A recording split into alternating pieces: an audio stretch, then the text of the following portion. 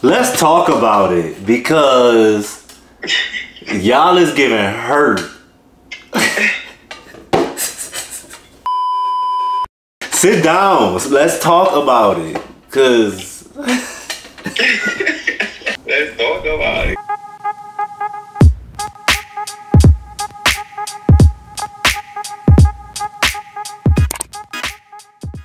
What's up, all? My name is DeQuante. Welcome back to my channel. If you have not subscribed, please go ahead and subscribe. Hit the post notification button and it'll let you know when I have a video posted. Today we're having a sit down and we're gonna address this thing called love. A lot of times I get messages saying, oh, I wish I had this. Oh, what I gotta do to get this. Oh, I don't have anybody to love. So these are the steps that I took to prepare myself for love. So the title of this vlog is How I Found Love.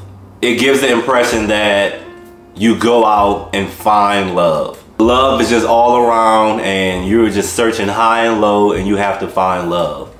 That's not what I mean. The first love that I found was love for myself. Without love for yourself, you would not have love in any other aspect of your life. To know that you are worthy, to know that you are loved, makes the biggest difference when it comes to how you treat yourself and how you treat others, how others treat you, and how others treat themselves. When you love yourself, it makes it so much easier to decide who you're gonna love for the rest of your life and who's gonna love you for the rest of their lives. It makes it so much simpler to understand that I have boundaries. I respect myself enough to not allow someone to treat me a certain way. I respect myself enough to not treat myself a certain way, to not talk bad to myself, to not be so hard on myself. You have to have self-love before you can love anyone else. So these steps are not magical steps that are going to help you find the partner of your dreams. These steps are steps that lead you to self-love, and then eventually everything else works out for itself. And that's how it happened for me, and I think it can happen that way for you as well. So first, let's start with experiment. The whole purpose of experimenting is to figure out what you don't like and what you do like. During this time of experimenting, definitely be responsible, but at the same time, live life. Test the waters. Do things that you normally would not do. For me personally, a lot of my life was experimenting. I dated a lot of women, I dated a lot of men. I opened myself up to love, to new experiences. I was not judgmental, I was not hard on myself. I seized each moment and I enjoyed life. I enjoyed living, doing certain things, seeing certain things, meeting certain people. At this time, you just wanna get it all out of your system. So after experimenting, and you're gonna know exactly when this time is for you, but for me, I knew I was done experimenting whenever I got to a point to where the things that I was doing didn't feel right to me anymore. Some of the things I thought about would actually turn my stomach. So I got to the point where it's like, hey, I need to do something different, something meaningful, something that is gonna fulfill my life. So at this point is when I went into isolation. So a lot of people think that being alone is this negative thing, but I'm seeing a lot of YouTube channels promoting isolation. So it's like living alone at 19 or my solitary loner life. People are starting to isolate themselves from their lives that they were living before and trying to get an introspective look of what's going on in their own lives. Isolation is not a negative situation. Yes, it's uncomfortable. Being alone is uncomfortable, but in this aloneness and isolation is where growth happens. So you really have to take a deep look into yourself. Taking yourself out on dates, talking to yourself, seeing what is actually going on in your head. Just think of isolation as self-reflection. A lot of times we avoid that self-awareness, and it causes us to start projecting all type of things. So take this time in isolation to self-reflect on your values, who you are as a person, what you want in a partner, and what you want your life to look like. So in isolation, you spend a lot of time alone, but in this next step is when you begin to heal. Healing is an ongoing process. Healing takes help. For me personally, I registered for therapy. I use BetterHelp. It's an app in which you can talk, chat, video chat with your therapist. I found it to be very helpful. I had a therapist that I would meet once a week.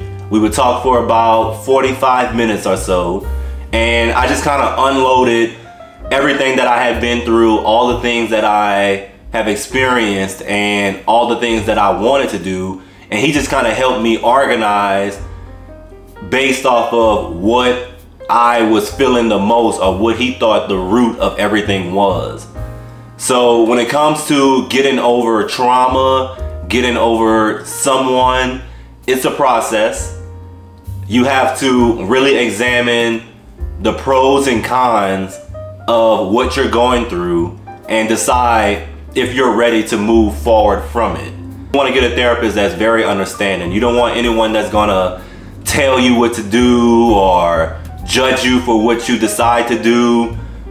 A therapist is there to listen and to help you organize your thoughts. Healing also involves, for some and for myself, healing for myself involved a lot of prayer. I grew up very spiritual, and I think as dating happened and life happened, I kind of fell out of touch with my spiritual side. So when it came to the isolation and the healing, I took this time to reconnect with God. I'm not sure who you believe in or what you call the person that you believe in, but for me, it's God and Jesus. I prayed for their healing. I prayed for understanding. I just prayed for peace in this moment of uncertainty. And when you're healing, you want to take this time to really decide, what do I want? Do I want to live a life of multiple sex partners? Do I want to live a life that watching porn is fine? Do I want to live a life where I'm not faithful and I just hurt everyone that I meet? Like, you have to decide, what do you want for yourself? And it's okay to want to have multiple sex partners or be in a relationship that, you know, you find exciting, but it's not really that healthy. So that's when you look back at these steps and you be like, wow, I'm still in the experimenting step. And that's fine. Like, take as much time as you need in each step, but don't move on to the next step until you decide that this is exactly what you want. You want to heal. You want to forget the traumas. You want to move on. That's what healing is about. Moving forward in the most healthiest mindset that you can move forward in. So the next step is refine. So when it comes to refining, you want to refine your lifestyle.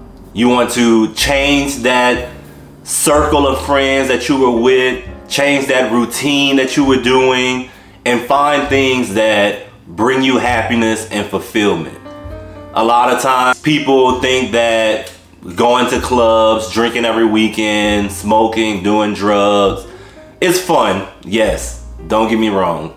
But eventually you have to try something else and refine what you determine as fun. For me, I did have a moment in which I was in the clubs, I was partying, doing drugs, sex. I got to a point where I was like, okay, I need to refine the things that I'm doing and kind of go through these steps and really think about what has had a negative and positive impact on my life. I looked at my friend group and just like decided, is this person genuinely interested in seeing me do well? Is this person someone that I can talk to without them bringing me down or having negative things to say or feeling jealous?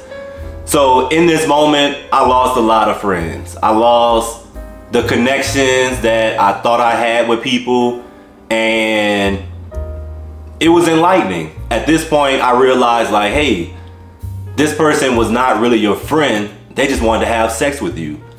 This person wasn't your friend. They're actually jealous of you. This person is not your friend. They just clout chasing. It's like in this moment of isolation, prayer, meditation, journaling, and healing, you start, not only do you start to realize, but other people start to realize, and your lives just don't match anymore.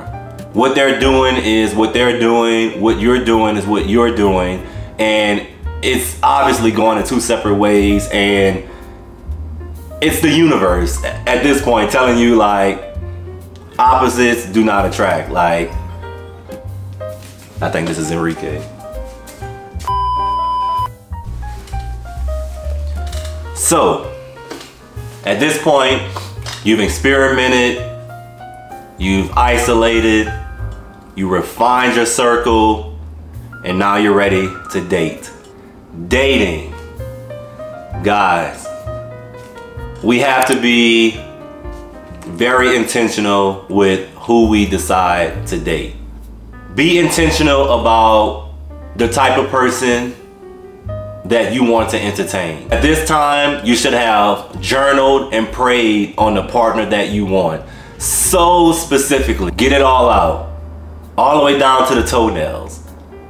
Be specific about the partner that you want. Be specific and be realistic about the partner that you see yourself with for the rest of your lives. Because that's the goal. The goal is to be with someone, build a life for the rest of your lives. So when dating, make sure you're genuine, you're authentic, you are intentional, you're specific. Be honest with whoever you're dating, because wasting time, wasting other people's time is not cool. Like, it's not cool. You can go around and do whatever you want to with whoever you want to, but be honest with them. Be upfront. Like, hey, I don't see myself being in a relationship, but I like your company. I like the sex. If you're down to continue, cool, but don't lie. Don't force yourself to be in a relationship with somebody for the sake of being in a relationship with someone. Make sure you're compatible and go from there. Lastly, at this point, you have came to the point of, in which a lot of people may be at this point already, but make sure you review those last steps and make sure you have checked and mastered each of those steps before you get here. Patience. You have to have patience. Building a long-term and genuine connection takes time. You have to enjoy the process, enjoy the journey, and realize that you're not out here searching for love from someone else. You're more so searching for love for yourself. You don't need someone to show you love. You have to love yourself and then show someone else love. And in return, they're gonna show you love. So don't get it mistaken that love is the attention of someone else and love is providing you worth. No. There is so much in this life that provides you worth than someone saying they love you or giving you flowers. You have love from your parents, you have love from your siblings, you have love from your friends. Love is not an object, it's an activity. It's something that you choose and commit to do with all of your being. And a lot of times people fall out of love, and that happens. But when it comes to being in love and deciding to commit to someone fully and wholly, like you're gonna do whatever it takes to maintain that love and know that that person is for you. And people change, so I take that into account as well. People change, and sometimes not for the better. But if you realize that and you actually have love with this person, you're able to open up and talk to this person like, you're changing. Like, I don't know what's going on, but I think we need to talk about it because I don't like the direction in which you're going. This is not how we started. Let's talk about it. So communication and just respect for each other helps with love. I think that's really all I have. I didn't want to make this too long and too drawn out. Straight to the point. I really hope that these steps, my steps, help you in understanding how I prepared myself to even open up to be in love, and how I want to be loved, and how I see love going. For me, I feel as though Enrique is my person. I have chosen to fully commit to this guy and he to me, and I really do think that this is a beautiful feeling and we are in it for the long run. It's kind of nerve-wracking to put myself out there and put us out there as if we're just like this model couple. You have to be bold, you have to be brave. We have worked to the point that we deserve each other, and we deserve to be happy, we deserve to be successful, and I think together that is what we're going to achieve. All prayers, all well wishes are welcome. Ultimately, it's up to us to maintain and grow this relationship, and I'm looking forward to it. My name is DeQuante. Thank you for watching. If you have not subscribed, go ahead and subscribe. Hit the post notification button. Also, hit the like button. Like, not only watch the video, but hit the like button. That helps a lot. So, thank you all. Have a nice one.